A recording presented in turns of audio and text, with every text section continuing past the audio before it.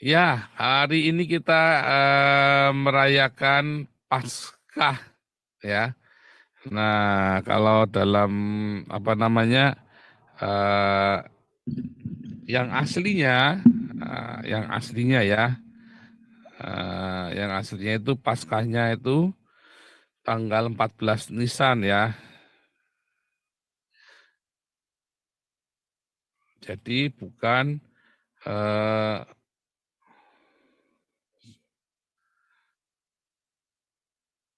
bukan hari Minggu ya. Nah, kebetulan Paskahnya Yahudi pada tahun ini ya dimulai dari tanggal 15 dan berakhir tadi malam ya, tanggal 23 April. Nah, itu sorry minggu depan ya, minggu depan tanggal 23 April jadinya. Karena itu sekitar 10 hari kan, ya sekitar 15 hari. Jadi mulai tadi malam, Jumat malam ya, mulai Jumat malam sampai 23 April. Nah, itu dibilang Minggu Paskah ya, selama seminggu Paskah. Jadi masih minggu depan sebetulnya perayaan Paskahnya Yahudi itu. Nah, kita salah kaprah dalam merayakan Paskah. Ya, itulah sebabnya banyak orang Yahudi akhirnya tidak bisa menerima Yesus karena mereka bingung dengan dogma yang diajarkan oleh gereja. Dogma ya, saya cerita dogma bukan Alkitab. Alkitabnya bilang apa, gerejanya bilang apa, gitu ya. Nah, itulah yang menyebabkan salah satu penyebab orang Yahudi tidak dapat menerima Yesus. Ya, yaitu dalam masalah Paskah. Nah, oke, kita akan membaca dari Yohanes 12. Yohanes 12.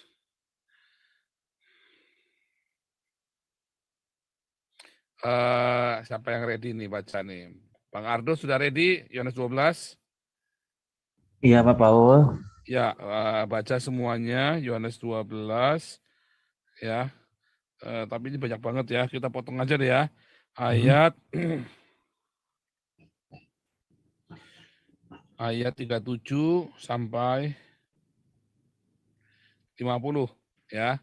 Ayat ke berapa Pak Paul tadi? 37 Mulai 37 ya? ya, Ayat 37 ya. Sampai 50. sampai 50 ya. Oke. Terima kasih Pak Paul. Kita baca firman Tuhan dari Yohanes 12 ayat yang ke-37. Dan meskipun Yesus mengadakan begitu banyak mujizat di depan mata mereka, namun mereka tidak percaya kepadanya. Supaya genaplah firman yang disampaikan oleh Nabi Yesaya. Tuhan, siapakah yang percaya kepada pemberitaan kami dan kepada siapakah tangan kekuasaan Tuhan dinyatakan? Karena itu mereka tidak dapat percaya sebab Yesaya telah berkata juga. Ia telah membukakan mata dan menggegilkan hati mereka supaya mereka jangan melihat dengan mata dan menganggap dengan hati, lalu berbalik sehingga aku menyembuhkan mereka. Hal ini dikatakan oleh Yesaya karena ia telah melihat kemuliaannya dan telah berkata-kata tentang dia. Namun banyak juga di antara pemimpin yang percaya kepadanya, tetapi oleh karena orang-orang Farisi, mereka tidak mengakuinya berterus terang supaya mereka jangan dikucilkan. Sebab mereka lebih suka akan kehormatan manusia daripada kehormatan Allah. Tetapi Yesus berseru katanya, barang siapa percaya kepadaku, ia bukan percaya kepadaku, tetapi kepada Dia yang telah mengutus aku. Dan barang siapa melihat aku, ia melihat Dia yang telah mengutus aku. Aku telah datang ke dalam dunia sebagai terang, supaya setiap orang yang percaya kepadaku jangan tinggal di dalam kegelapan. Dan jikalau seorang mendengar perkataanku, tetapi tidak melakukannya, aku tidak menjadi hakimnya. Sebab aku datang bukan untuk menghakimi dunia, melainkan untuk menyelamatkannya. Barang siapa menolak aku dan tidak menerima perkataanku, ia sudah ada hakimnya, yaitu firman yang telah kukatakan, itulah yang akan terjadi, hakimnya pada akhir zaman. Sebab aku berkata-kata bukan dari diriku sendiri, tetapi Bapa yang mengutus aku, dialah yang memerintahkan aku untuk mengatakan apa yang harus aku katakan dan aku sampaikan. Dan aku tahu bahwa perintahnya itu adalah hidup yang kekal. Jadi apa yang aku katakan, aku menyampaikannya sebagaimana yang difirmankan oleh Bapa kepadaku. Demikian pembacaan firman Tuhan. Ya, kita membaca. Ibu Vivin ada membaca Roma 11. Siap Pak Pastor. Ya, ayat 1 sampai wah, panjang nih ya. Roma Roma 11 ayat 1 sampai ke 24 deh. baik. Saya bacakan Roma 11 ayat 1 sampai dengan 24. Demikian firman Tuhan. Maka aku bertanya, adakah Allah mungkin telah menolak umatnya? Sekali-kali tidak. Karena aku sendiri pun orang Israel, dari keturunan Abraham, dari suku Benjamin. Allah tidak menolak umatnya yang dipilihnya. Ataukah kamu tidak tahu apa yang dikatakan kitab suci tentang Elia waktu ia mengadukan Israel kepada Allah? Tuhan, nabi-nabimu telah mereka bunuh, mezbah-mezbahmu telah mereka runtuhkan, hanya aku seorang dirilah yang masih hidup dan mereka ingin mencabut nyawaku. Tetapi bagaimanakah firman Allah kepadanya? Aku masih meninggalkan 7.000 orang bagiku yang tidak pernah sujud menyembah Baal.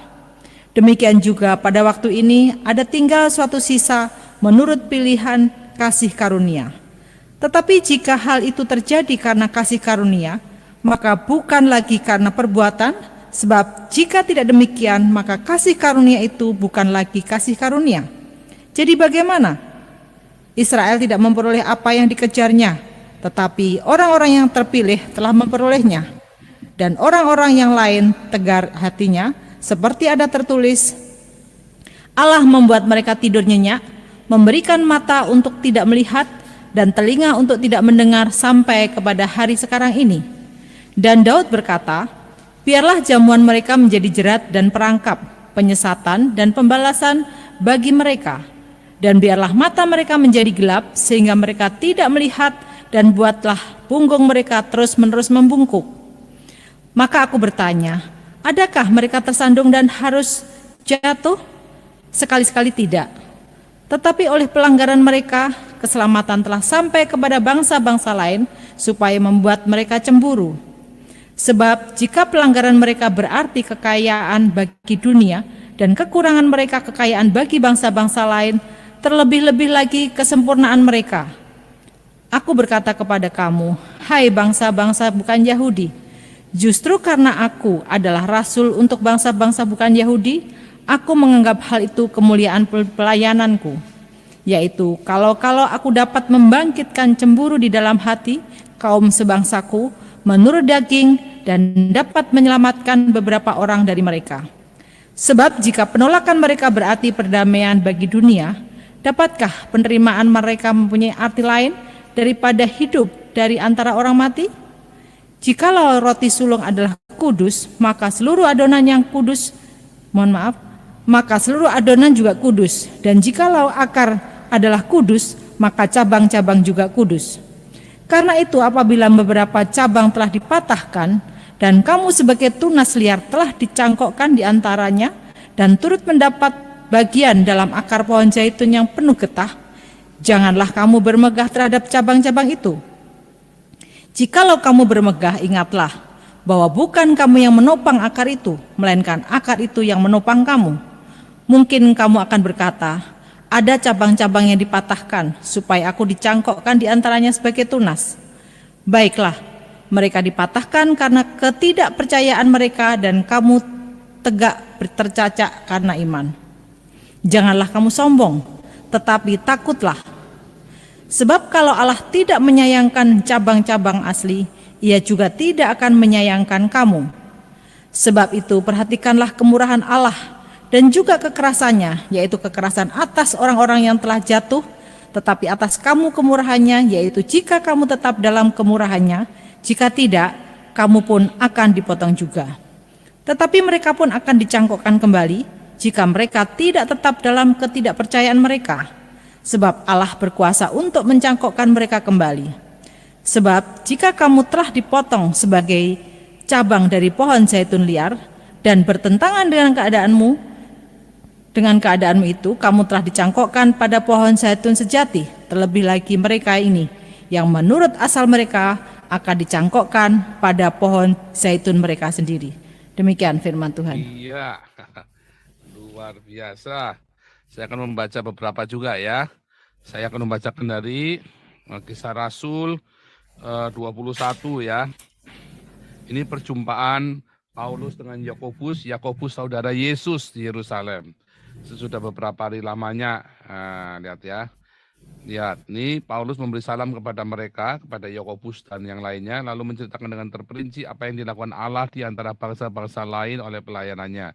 Mendengar itu mereka memuliakan Allah, lalu mereka berkata kepada Paulus, saudara, lihatlah beribu-ribu orang Yahudi telah menjadi percaya dan mereka semua rajin memelihara hukum Taurat.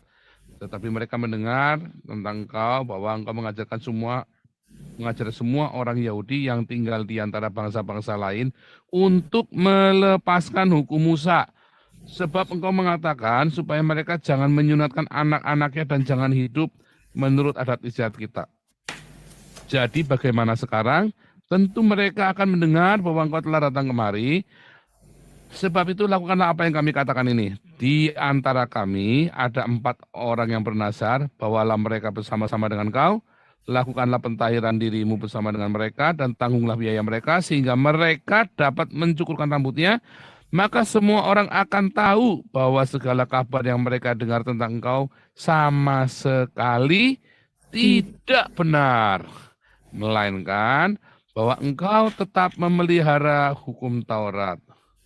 Ya, nah lihat, pada hari berikutnya Paulus membawa orang-orang itu serta dengan dia dan ia mentahirkan diri bersama-sama dengan mereka, lalu masuk ke bait Allah untuk memberitahukan bila mana pentahiran akan selesai dan persembahan akan dipersembahkan untuk mereka masing-masing. Artinya Paulus tidak melakukan seperti tuduhannya orang-orang Islam itu ya.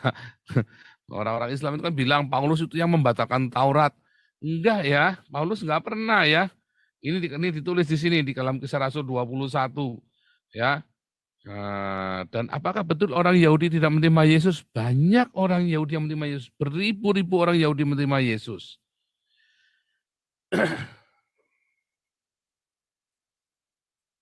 Nah, menarik kan? Jadi saudaraku, banyak fitnahan-fitnahan dari orang-orang Islam yang mengatakan orang Yahudi saja nggak mau terima Yesus, kok kamu mau terima Yesus. Siapa bilang? Banyak. Yahudi yang mana nih? Lah wong para rasul aja orang Yahudi semua kok. Ya kan? Yahudi yang mana yang nggak mau terima Yesus nih? Para rasul aja Yahudi. Nah, jadi ada ceritanya begini.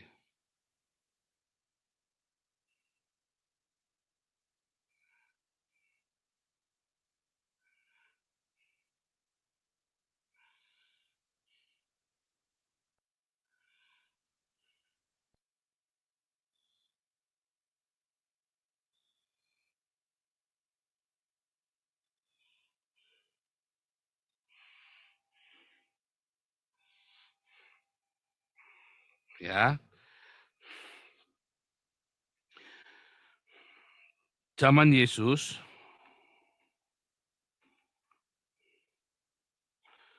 maka para rasul adalah orang Yahudi.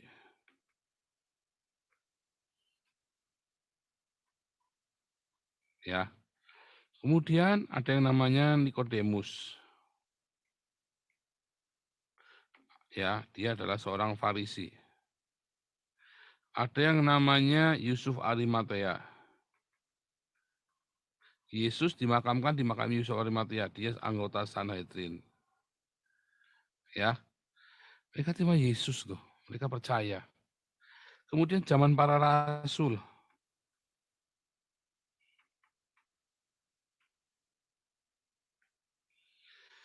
ada ribuan orang Yahudi yang percaya kepada Yesus. Nah, jadi kalau kita melihat di dalam Yohanes 12 tadi, orang Yahudi tidak percaya, ternyata bukan semua orang Yahudi itu judulnya, ya. Tetapi ada orang-orang Farisi yang menolak Yesus. Ya, di zaman Yesus, mengapa mereka menolak? Karena di zaman Yesus tadi dikatakan dengan jelas bahwa mereka sebenarnya percaya loh. Tetapi mereka takut kepada orang banyak dan mereka lebih lebih senang hormat manusia. Karena di zaman itu ya tidak ada kebangkitan orang mati.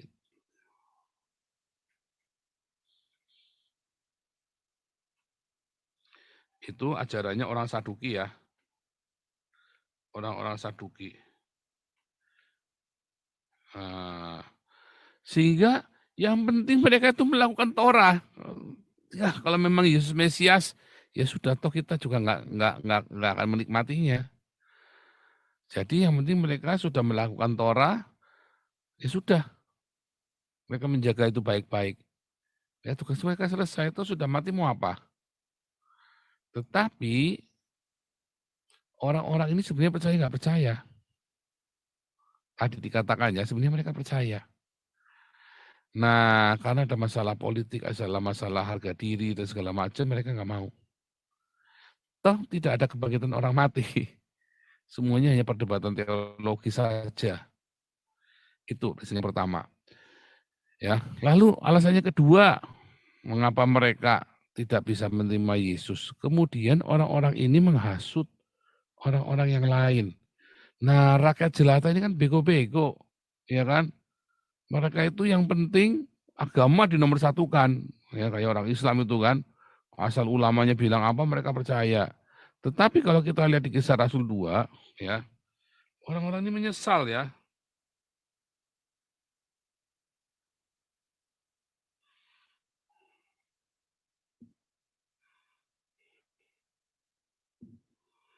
Nah, nih. Jadi seluruh kaum Israel harus tahu dengan pasti bahwa Allah telah membuat Yesus yang kamu salibkan itu menjadi Tuhan dan Kristus. Ketika mereka, orang-orang Yahudi ini, mendengar hal itu, hati mereka sangat terharu. Lalu mereka bertanya kepada Petrus dan rasul-rasul yang lain, apakah yang harus kami perbuat, saudara-saudara? Jawab Petrus kepada mereka, bertobatlah dan hendaklah kamu masing-masing memberi dirimu dibaptis dalam nama Yesus Kristus untuk pengampunan dosamu, maka kamu akan menerima karunia Roh Kudus. Lihat ya. Orang-orang yang menerima perkataannya itu memberi dibaptis dan pada hari itu jumlah mereka bertambah kira-kira 3.000 jiwa. Oh kan, 3.000 jiwa loh. Nah, jadi mereka menerima Yesus, tidak mau mereka menolak Yesus karena dusta para pemimpin-pemimpin mereka. Makanya saya selalu ngajari Anda, jangan mengagumi seorang pendeta hamba Tuhan. Ya, karena ketika dia salah, Anda akan ikut salah sama dia. Tapi kalau Anda suka pengajarannya, dengarkan pengajarannya. Catat yang baik, lakukan. Dan uji, lakukan lagi. Ujilah sampai Anda yakin pengajaran benar. Kalau Anda kagum dengan hamba Tuhan, Anda nanti disesatkan, Anda nggak ngerti loh.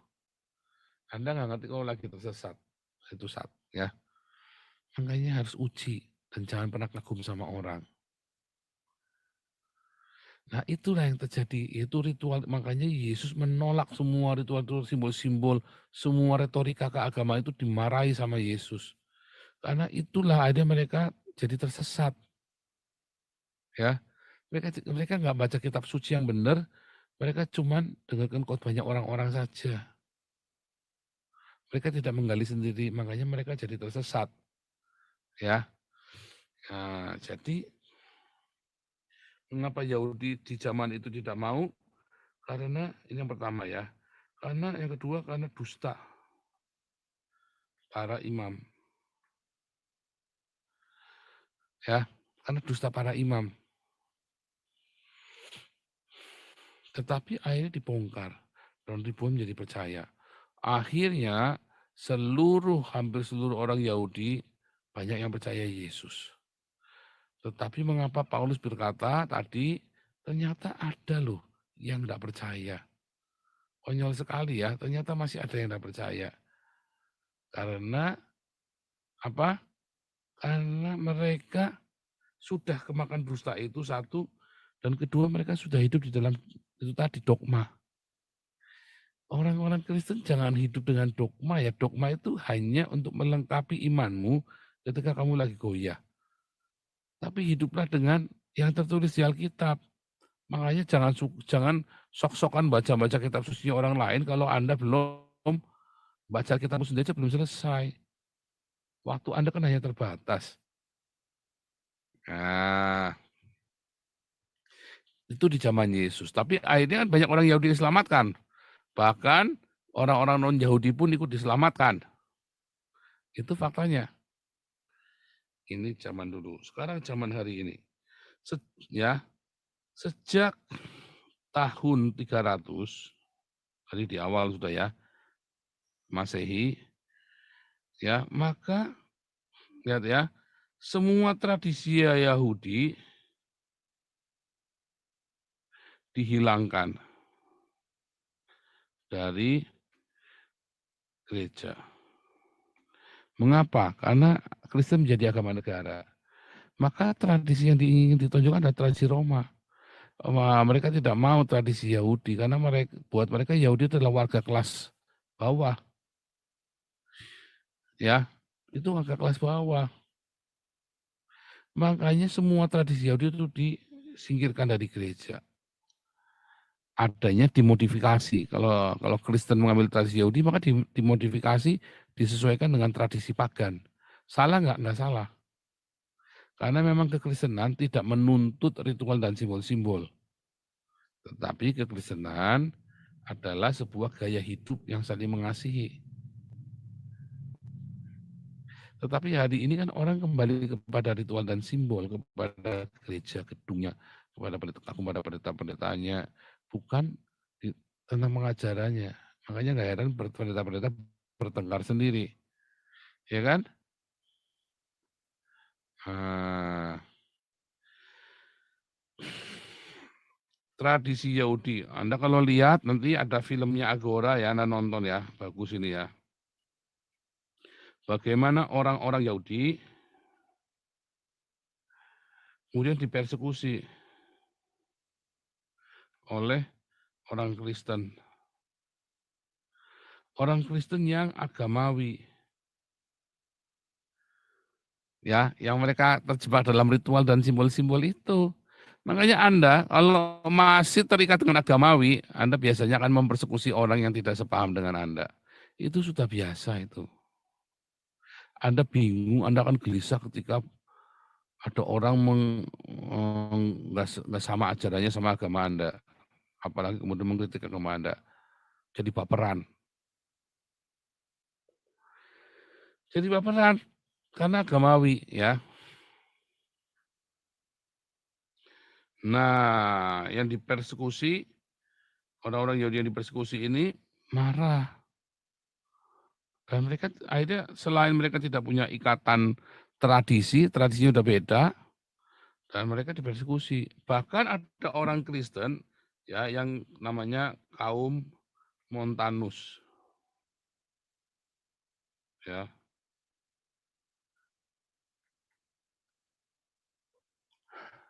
Kaum Montanus ini merayakan tradisi Yahudi.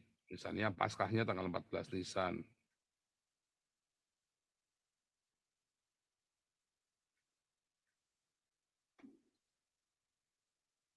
Ya kan? Onias, Nisan. Tapi akhirnya kaum Montanus ini diuber-uber sama gereja, dianggap sesat. Ya, karena merayakan tradisi Yahudi. Dan yang sering saya ucapkan ke Anda ya, lucunya para bapak gereja yang melahirkan dogma-dogma bapak gereja, tidak ada yang bisa bahasa Ibrani. Lalu Anda mengagumi mereka belajar sampai S3 buat belajar tentang bapak gereja ini. Wah, ya Anda akan ini tambah jauh. Akhirnya orang-orang ini mau nginjili orang Yahudi, diketawain sama orang Yahudi. Kamu bahasa Ibrani aja nggak bisa. Itu yang terjadi, ya.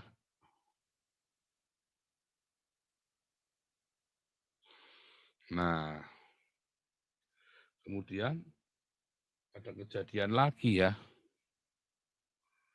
Ada kejadian lagi tahun 1200. Ada rabi yang namanya Rambam. Rabai Moses ben Mahmanides. Ini dulu pernah kita bahas ya. Namanya Mahmanides.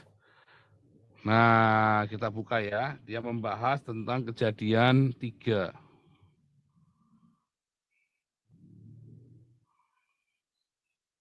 Di dalam kejadian 3 ayat 15 dikatakan, aku akan mengadakan permusuhan antara engkau dengan perempuan ini, antara keturunanmu dengan keturunannya. Keturunannya akan meremukkan kepalamu dan engkau akan meremukkan tumitnya. Mamanis berkata, kata tumit ini berasal dari kata akab, yang menjadi kata dasarnya Yakub. Ya, Yakob itu anaknya Ishak. Ya, Yakub ini kemudian disebut dengan Israel. Lihat, keturunanmu akan meremukkan Israel. Dan Israel itu diremukkan benar-benar ya. 2000 tahun hilang dari peradaban. Makanya Rambam tahun 1200, dia sangat yakin yang namanya Mesias adalah sebuah bangsa. Berarti yang namanya Mesias itu, Israel itulah Mesias. Dan mereka sedang melakukan tindakan kemesiasan untuk dunia. Ya, Mesias itu bukan sosok manusia, tapi sebuah bangsa. Pendapat ini sebetulnya juga diketahui oleh para rasul. Makanya Petrus berkata, ya di dalam 1 Petrus 2 ayat 9. Kamulah bangsa yang terpilih, imamat yang rajani, bangsa yang kudus, kepunyaan Allah. Ini cerita tentang orang Kristen.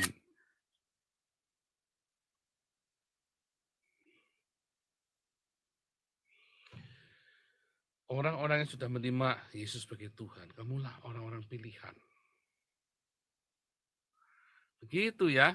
Jadi Yakob itu adalah sebuah bangsa. Nah, Petrus juga berkata, karena Yesus berkata juga ya, bahwa kerajaan ini akan dipindahkan kepada bangsa lain yang olehnya buahnya akan diperoleh buah tetap. Nah, itu yang kemudian oleh Mahmanides ya tahun 1200, bahwa Mesias itu, juru selamat itu adalah sebuah bangsa. Jadi bukan Yesus Kristus itu. Ya, jadi itu ada pandangan teologis dan cukup menarik, dia beralasan. Tetapi mereka lupa bahwa Yesus disebut dengan orang Israel sejati. Yesus ini yang disebut sebagai anak Daud yang menjadi raja Israel. Gitu ya, dan kita gagal menghadirkan ini. Kita memaksakannya, Yesusnya 25 Desember, Paskahnya hari Minggu, Yesusnya kemudian menggunakan pakaian ala Yunani. Padahal Yesus menggunakan talit. Ya, talit ya. Ketiga, Yesusnya sudah sama sekali berbeda. Yesusnya menjadi pagan, ya kan? Maka dari itu, saudara, untuk menginjili orang Yahudi di zaman modern ini sangat sulit sekali, ya. Tadi sudah di awal ya. Satu, mereka dipersekusi.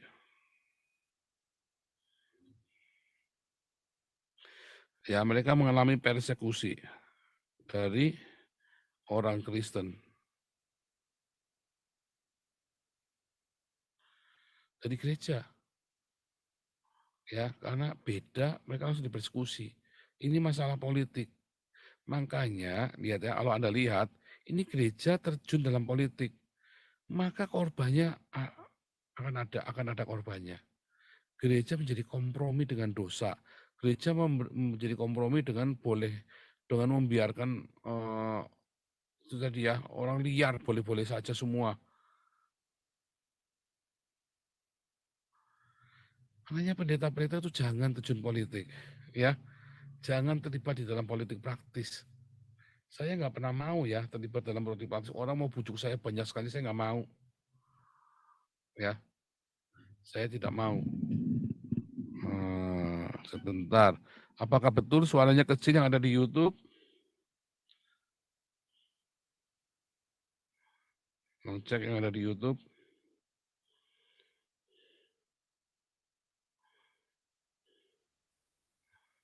Mau cek yang ada di YouTube. Dogma itu hanya ya, bagus ya. Oke. Nah, cukup kok ya.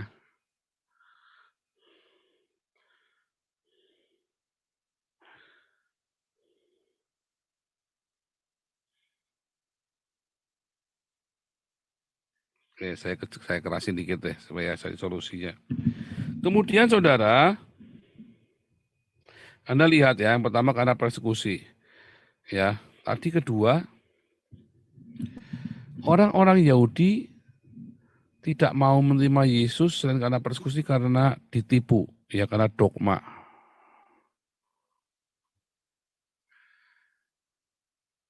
Ya kan?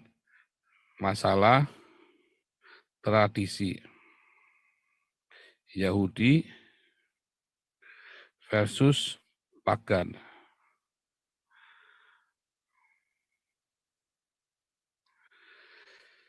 Tradisinya 25 Desember. Nah, mereka nggak kenal tradisi 25 Desember. Tradisinya Paskah hari Minggu, mereka nggak kenal. Karena mereka tahu Paskah itu 14 Nisan. Dan Mesias akan dikorbankan di saat hari domba Paskah disembelih. Karena itu adalah nubuatan mesianik. Cerita Paskah itu. Ya, jadi Anda jangan heran. Anda nggak usah maksa. Apalagi orang-orang kemudian bikin perjamuan sucinya pakai hosti. Itu nggak ada di Alkitab, hosti itu. Ya, persekusi, dogma, ya kan? Dan kemudian masalah budaya. Oh sorry, tadi itu tradisi ya. Ini tradisi.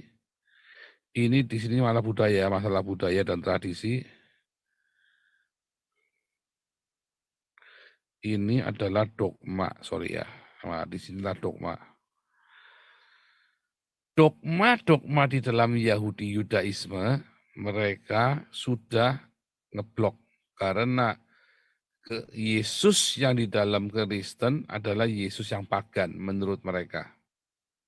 Sedangkan Yesua, Mesias yang ditunggukan oleh orang Yahudi adalah sebuah bangsa. Ya, yaitu Israel. Makanya nggak nyambung. Padahal ada Rabai Nachmanides, zamannya Maimonides tadi ya. Ini orang Nachmanides ini orang Yahudi yang tinggal di Perancis. dia juga yakin bahwa Mesias adalah anak manusia keturunan Daud.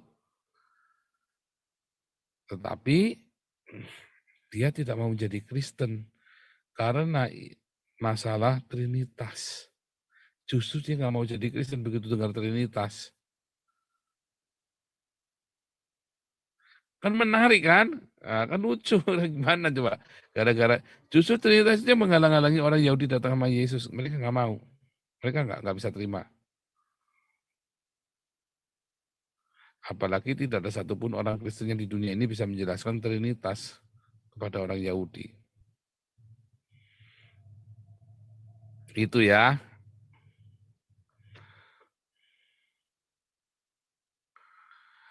Tolong yang di live YouTube jangan spam ya. Jangan spam karena kasihan lagi nonton nanti kacau sekali nanti. Nah, oleh karena ketiga alasan inilah orang Yahudi nggak mau jadi Kristen. Itulah sebabnya ya ketika ada orang yang berbeda denganmu itu jangan dipersekusi. Karena tindakan-tindakan itu yang kamu kira adalah demi membela. Saya pernah bilang ya, ada orang Kristen bilang akan menumpas saya ya, gara-gara saya menolak untuk berpihak kepada Trinitas. Dan saya bukan orang Wanes juga, ya. Dan saya membela saksi Yehova, bukan berarti saya orang saksi Yehova. Enggak, saya bukan saksi Yehova. Nah, itu kemudian kita persekusi, makanya makin jauh. Orang-orang yang tidak sama dengan kita, kalau Anda mau menangkan mereka, jangan malah dianiaya. Kekristenan tidak didesain untuk angkat senjata loh. Ya, saya garis bawah ya. Kekristenan tidak didesain untuk angkat senjata. Makanya tidak ada hukum perang. Kecuali orang Yudaisme. Yudaisme punya hukum perang ya. Kalau lagi perang, pohon-pohon itu nggak boleh dirusak. Oh, itu bukan dari aku, dari Yudaisme, itu ada di Alkitab ya. Ya, kalau kamu masuk perang, kamu jangan musnahkan pohon-pohon itu, jangan dimusnahkan. Nah, seterusnya ada ya, itu Muhammad kutip dari situ. Ya, mana Muhammad pinter? Muhammad nggak pinter ya, nggak bisa apa-apa dia. Dia nyontek ya, semua perkataannya Muhammad itu banyak yang nyontek dari Alkitab lalu dikemas dan dimonopoli oleh dia. Nah, orang-orang kalau Anda ingin menangkan, jangan persekusi. Kedua, masalah tradisi. Sebetulnya tradisi pagan di dalam gereja yang sedang sekarang ini Anda pakai, itu kan tradisi pagan. Itu tidak salah, karena bagi kita orang non-Yahudi, kita tidak perlu menjadi Yahudi, kita cukup dengan ajaran apa yang kita sudah jalanin, tapi dengan sebuah pemahaman. Jadi tanpa harus menjadi Yahudi. Nah, orang tadi yang makanya saya nggak mau jawab ya, telur Paskah, boleh nggak mengucapkan selamat Paskah? Tidak kan sudah bilang bolak-balik, nggak usah dipikirin yang begituan. Ya nggak ada urusannya telur Paskah dengan kekristenan. Tapi Anda jangan anti. Ada orang sampai anti ya, nggak mau merayakan 25 Desember, anti. Saya tidak merayakan 25 Desember, merayakan kelahiran Yesus. Saya senang-senang karena 25 Desember orang-orang Eropa itu meriah sekali di sini dan itu indah sekali. Harus bedain ya. Tempat orang kumpul liburan udah beratus-ratus tahun mereka tanggal 25 Desember. Sudah ada pergeseran paradigma itu. Jadi jangan dibilang dosa nggak dosa lagi. Ya boleh nggak boleh itu sih. Anda udah jangan pikir begitu.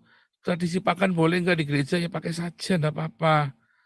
Saya saja, saya bolak-balik bilang kalau saya pergi ke Cina jadi misionari di sana, saya akan bikin kelenteng yang gede, ada patungnya Jilaihut. Ya. Jilaihut inilah yang menjadi Allah Bapa. Ada patungnya Kuan Kong, Yesus, patungnya Kuan Im, Roh Kudus. Ya kan? Jadi jangan menyingkirkan budayanya orang, enggak usah. Tapi juga jangan malah terjebak di dalam budaya. Nah, banyak orang Kristen, ya, pendeta-pendeta itu terjebak di dalam budaya. Dia terjebak di dalam budaya kekristenannya dia. Bukan Kembali ke yang tertulis di Alkitab. Jadi sebenarnya apa yang terjadi dengan orang Yahudi ini adalah sebuah teguran untuk gereja. Karena tadinya gereja mengadopsi pagan untuk kontekstual, tapi sekarang malah gedein pagannya, Alkitabnya nggak dibahas lagi. Ya,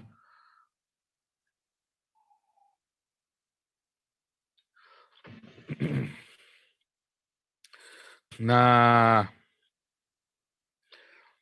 itu menjadi teguran buat gereja ya. Tanya boleh nggak boleh, ya boleh nggak ngerayain Natal, boleh nggak ngerayain Natal. Nah, repot kan, tanyanya yang gitu-gitu kan pertanyaannya. Yang ngerayain saja itu sudah bolak-balik diomongin. Boleh atau tidak boleh itu bukan masalah dosa nggak dosa. Ya lakukan saja kalau itu positif. Segala sesuatu yang baik, yang positif itu dilakukan. Bukan masalah dosa nggak dosa. Lupa saya berzina kan positif Pak, positif gundul mupeang. Nah, itu namanya orang cari masalah. Itulah orang-orang Kristen yang belum lahir baru. Hidupnya penuh dengan boleh nggak boleh. Orang Kristen kalau belum lahir baru itu hidupnya pertanyaannya boleh nggak boleh, boleh nggak boleh, boleh nggak boleh.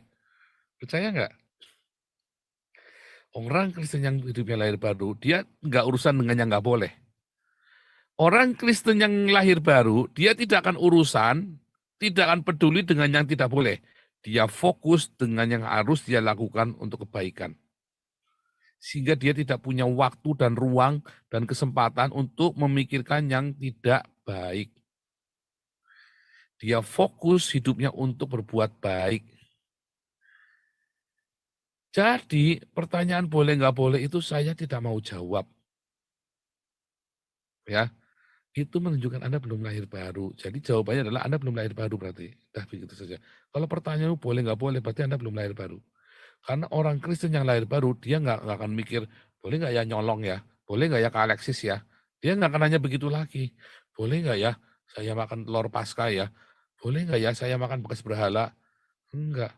Dia akan sibuk dengan apa? Dia ada makanan, ada telur Paskah, dia kumpulin yang banyak, dia bagi-bagi ke orang miskin. Udah nggak mikir boleh nggak boleh kan? Dia punya uang lebih, dia kasih makan orang. Nggak mikir mau kasih Pak RT, ke Bu RT, udah nggak mikir begitu lagi. Dia udah nggak mikir, dia kan langsung kasih ke orang. Kenapa dia harus melalui orang lain lagi? Apalagi orang nggak jelas, ya kan? Nah, orang Kristen yang masih bertanya boleh nggak boleh, itu adalah orang-orang yang mencari pembenaran. Dan Anda kan hidupnya kan tanya boleh nggak boleh, nanti akan berdebat dengan boleh nggak boleh itu untuk membenarkan yang salah dan Anda memaklumi ketika bikin salah. Tetapi kalau Anda fokus dengan perbuatan baik, Anda nggak akan bikin boleh nggak boleh lagi. Ya, fokuslah dengan perbuatan baik. Jangan fokus dengan boleh nggak boleh. Wah capek hidupmu kalau isinya boleh nggak boleh. Itulah buah pengetahuan baik dan jahat. Boleh nggak boleh itu buah pengetahuan baik dan jahat. Yang baru dimakan jadi logos, belum jadi Roh Kudus, belum jadi rema. Makanya akhirnya Anda akan hidup di dalam ketelanjangan. Karena isinya boleh nggak boleh. Nah, kontekstual yang dilakukan pertama kali ya untuk memenangkan negara Roma itu bukan didasari dengan boleh nggak boleh. Ya, mereka udah nggak mikir boleh nggak patung itu di dalam gereja.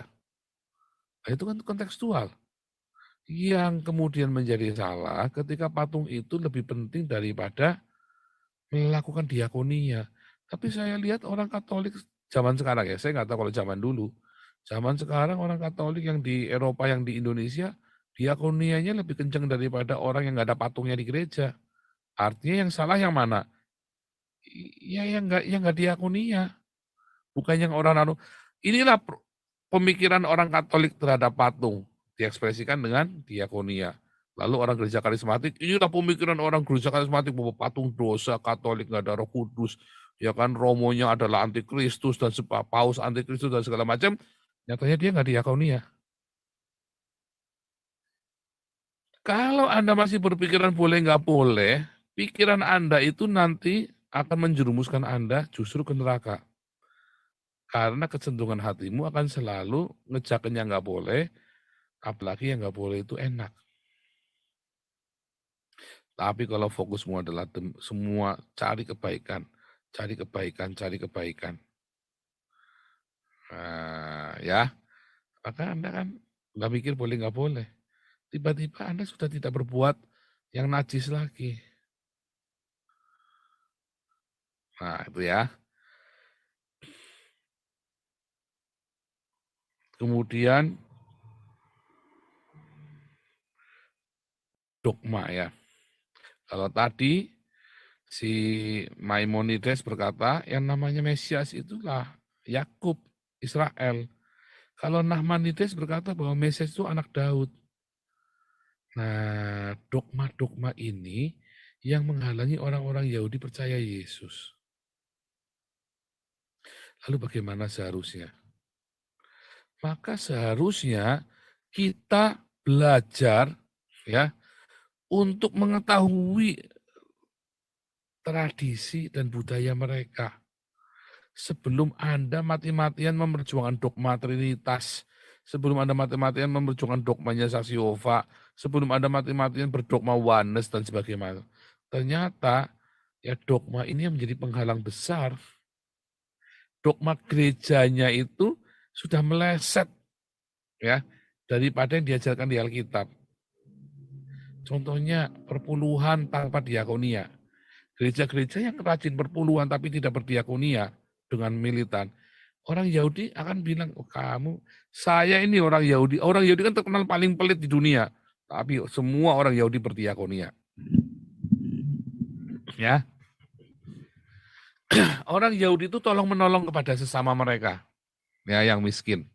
Nggak ada orang miskin Yahudi. Tapi gereja berdogma. Makanya orang Yahudi bilang, nggak bisa. Itu bukan stylenya kita. Ya, itu bukan gayanya kita. Nah, beda ya. Beda. Sebenarnya pemahaman mengapa orang Yahudi tidak menerima Yesus adalah sebuah kritik introspeksi terhadap gereja. Autokritik terhadap gereja. Ternyata ketiga hal ini ya yang membuat orang tidak mau percaya kepada Yesus. Gereja yang suka membuli ya gereja lain, gereja yang tidak suka berdiakonia, gereja yang lebih mengedepankan tradisinya daripada cinta kasihnya. Mengapa orang Katolik selalu ada jiwa-jiwa baru dimenangkan di Katolik? Karena gereja Katolik selalu menunjukkan cinta kasihnya. Lalu dicuri kan sama gereja Betel kan jiwa-jiwa itu. Oke, jadi ya hari ini kita belajar 3 hal ya agar kita jangan mempersekusi orang-orang yang tidak sama dengan kita. Lupa itu orang Islam juga begitu, lah itu orang Islam biasa aja, memang udah rohnya begitu dia. Ya kan? Rohnya adalah roh persekusi mereka. Ya, gereja juga jangan Anda mengerjakan tradisi ya, budaya-budaya pagan yang dimasukkan ke gereja, lalu Anda merasa paling benar. Ya kan? Terjebak di dalam ritual-ritualmu itu dan merasa paling benar. Yang ketiga, dogma. Kembali ke yang tertulis. Cara pemahamannya orang Yahudi itu pesyat, bukan hermeneutiknya kita. Beda banget. Makanya cara Anda menafsirkan Alkitab dengan orang Yahudi, wah beda banget. Nah, beberapa, setiap pagi saya kasih contoh ya. Stylenya orang Yahudi. Ada Pardes, Remes, Darah, Sot. Yang terakhir Sot, itu adalah peremaan. Ya. Peremaan itu adalah tipikal Yahudi. Orang Kristen bisa tanpa sadar banyak orang yang mengerti tentang rema. Tetapi orang Kristen suka tadi ya, Bapak gereja, apa-apa Bapak gereja. Dia nggak mau tanya Yesus yang hari ini, dia tanyanya Yesusnya Bapak gereja itu kayak apa. Beda ya. Yesusnya Bapak gereja dengan Yesusnya saya beda. Yesusnya Gilbert dengan Yesus saya beda. Oke, Tuhan Yesus memberkati.